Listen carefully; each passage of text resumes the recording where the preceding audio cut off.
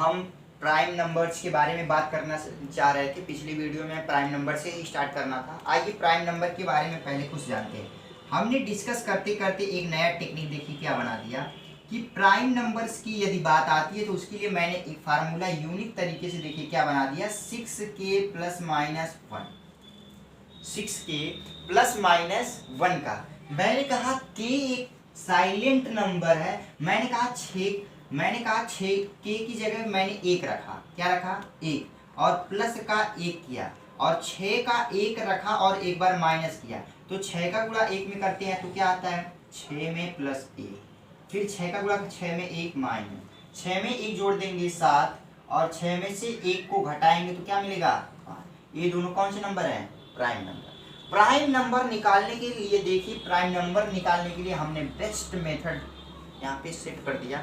आप इस पे रख के चाहे जितना आपसे पूछता है आप इस पे रख के तुरंत बता सकते हैं प्राइम नंबर से। यदि आपसे कोई पूछता है तो मैंने कहा k की वैल्यू आप 2 रख दीजिए। मैंने कहा 6 का गुणा 2 में प्लस एक बार कर लेना है, 6 का गुणा 2 में एक बार माइनस करना है। 6 दूना 12, 1 13 हो गया, और 6 दूना 12 में से 1 गया तो 11 आ गया। हमने कहा 11 और 13 आ गया। दोनों तरीके से सीख चुकते हैं, हम सीख लिए हैं। और पूरे 1 से लेके 100 के बीच में, 1 से लेकर के पूरे 100 के बीच में 3 ऐसी संख्याएं हैं, 3 ऐसी संख्याएं हैं जो उनको हम क्या कहते हैं? कंजुकेटिव प्राइम नंबर कहते हैं। क्या कहते हैं? यहाँ पे देखिए मैं लिख रहा हूं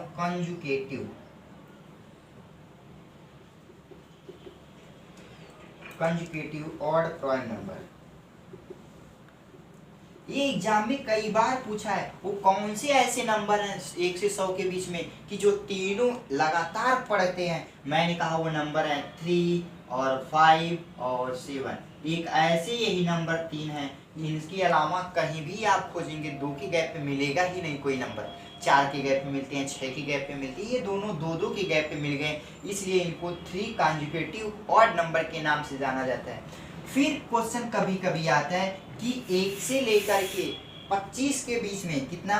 मैंने कहा यहाँ से हम एक चीज और लिखते हैं। मैंने कहा 1 से 25 के बीच में कितना? 1 से 25 के बीच में कितने प्राइम नंबर होंगे? कितने प्राइम नंबर होते हैं? 1 से 25 के बीच में कितने प्राइम नंबर होते हैं? तो आपका जवाब होगा क्या? 9 संख्याएं होती हैं। फिर मैंने कहा यदि यहाँ से बात की जाए 25 से किसके बीच में? 50 के बीच में, 25 2 और 2, 25 टू 25 टू 50 के बीच में कितने होते हैं? तो आप कहेंगे 6 होते हैं। मैंने कहा 50 टू 100 के बीच में कितना होता है? तो आप कहेंगे कितने होते हैं? 10 होते हैं। मैंने फिर से क्वेश्चन को रिवाइज किया, मैंने बोला 1 टू 100 के बीच में कितने प्राइम नंबर होते हैं? तो आपका जवाब होगा 25। आंसर क्या होते हैं? 25 होता है। अब एक चीज और यहाँ से हम सीखेंगे, मैंने इसको बता दिया, इसको मैं इरेज कर रहा हूँ।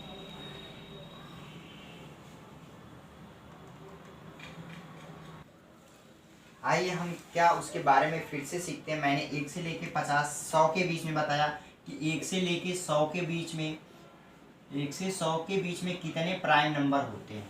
ये क्वेश्चन बार बार रिपीट करता है, एक तो आ ही जाता है।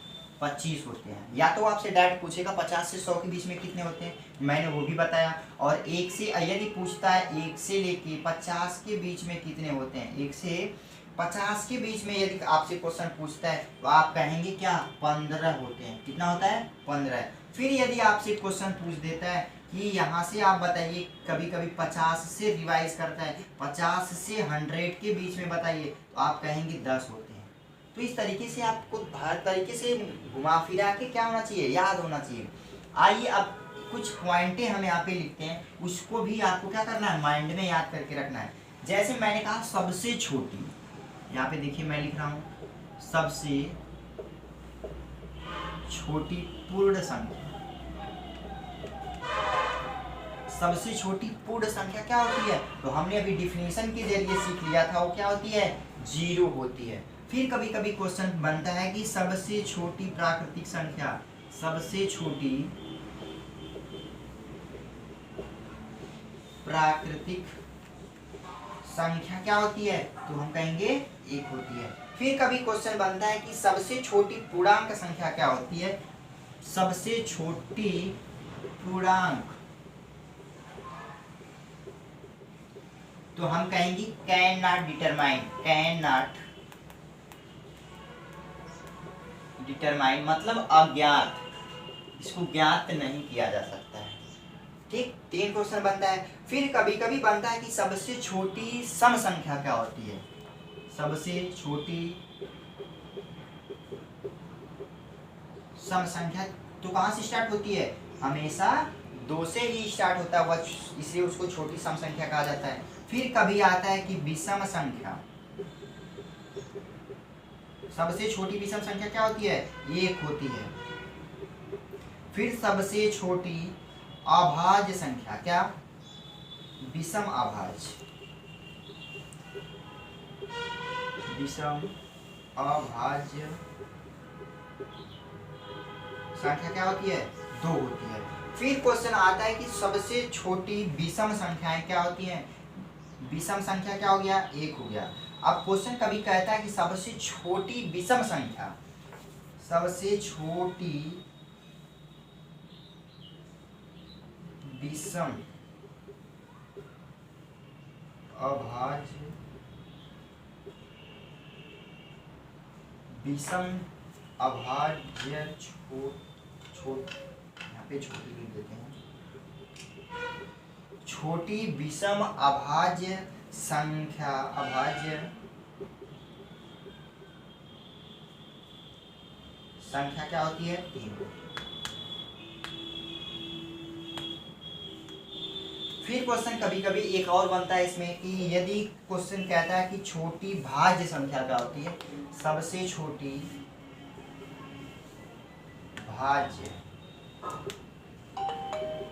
तो भाज्य संख्या हमने सीखा तो उसमें कहाँ से स्टार्ट होती है, 4 से स्टार्ट होता है। फिर कहता है कि सबसे छोटी विषम भाज्य संख्या, विषम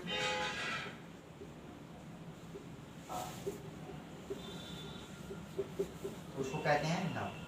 इतनी चीजें आपको क्या होना चाहिए, याद होना चाहिए। छोटी विषम अभाज्य संख्या, छोटी विषम संख्या क्या होती है, छोटी अभाज्य संख्या 2, छोटी अभाज्य संख्या, इतनी चीजें हमको क्या करना है, याद करना है। ये सब याद होना चाहिए आपको, ताकि कहीं भी कंपटीशन में क्वेश्चन आता है तो ज्यादातर यूपी की वैकेंसियां में यही क्वेश्चन क्या करता है, बार बार रिपीट कर लेता है, कभी कभी पूछ लेता है कि जो छोटे लेवल के एग्जाम होते हैं वहाँ पे आपको क्या होना चाहिए, याद होना चाहिए। तो अब हमने यहाँ पे कंपोजिट नंबर के बारे में जिक्र की थी, तो कंपोजिट नंबर हम यहाँ पे अब सीखेंगे। क्या सीखना है, कंपोजिट नंबर अर्थात भाज्य संख्या है। तो भाज्य संख्याओं में बस 2 क्वेश्चन यहाँ से बनता है कि सबसे छोटी भाज्य संख्या क्या होती है, 4 होती है, और विषम भाज्य संख्या क्या होती है, 9 होती है। 2 क्वेश्चन यहाँ से बनता है।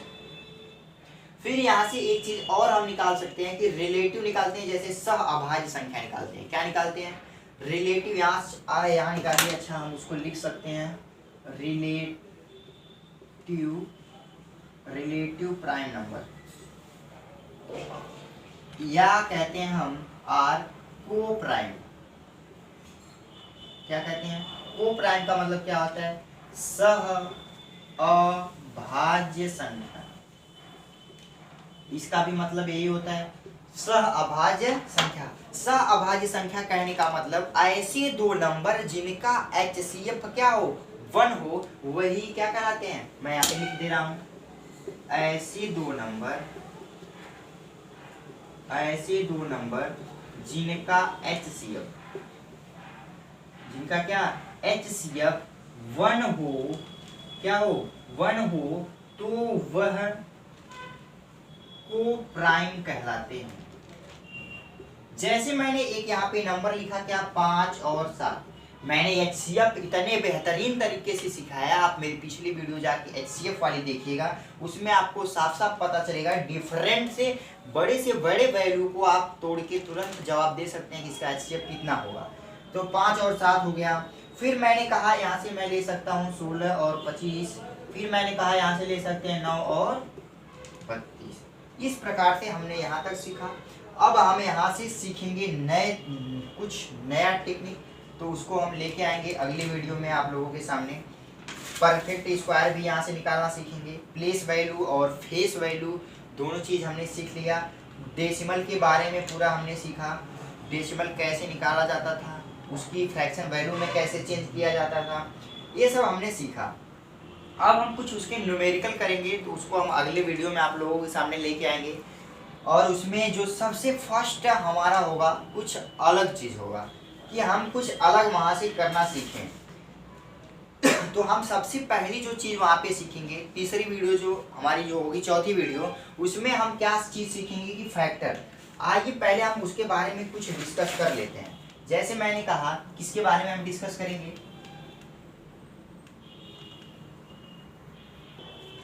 यहाँ से देखिए हम क्या चीज़ नए वीडियो जो हमारी अपलोड होगी, इसमें बस खाली मैं हिंट कर रहा हूँ, इसमें पढ़ाऊंगा नहीं। जैसे मैंने कहा, एक हम सीखेंगे क्या, फैक्टर के बारे में। क्या सीखेंगे, फैक्टर अर्थात गुणनखंड।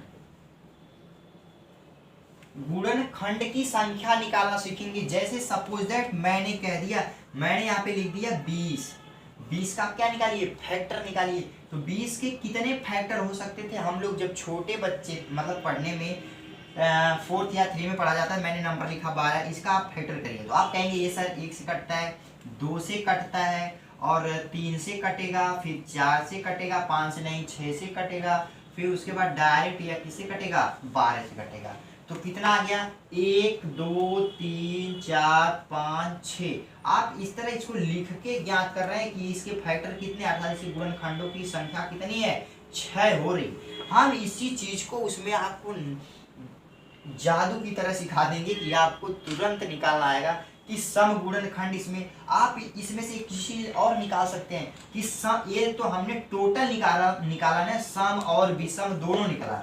आप इसमें से एक चीज और निकाल सकते हैं कि बताइए सम गुणनखंड कितने होते हैं, सम गुणनखंड कितने होंगे, ये चीज निकाल सकते हैं। फिर आपसे पूछेगा विषम गुणनखंड कितने होते हैं, विषम गुणनखंड पूछ सकता है, या तो फिर पूछ देगा परफेक्ट स्क्वायर, अर्थात कितने इसमें स्क्वायर हैं, परफेक्ट स्क्वायर के गुणनखंडों की संख्या। जैसे यहाँ पे देखिए 4 लिखा है, 4 किसी का वर्ग होता है, अर्थात 2 का वर्ग होता है, कितना फैक्टर है, बस 1 आंसर होगा।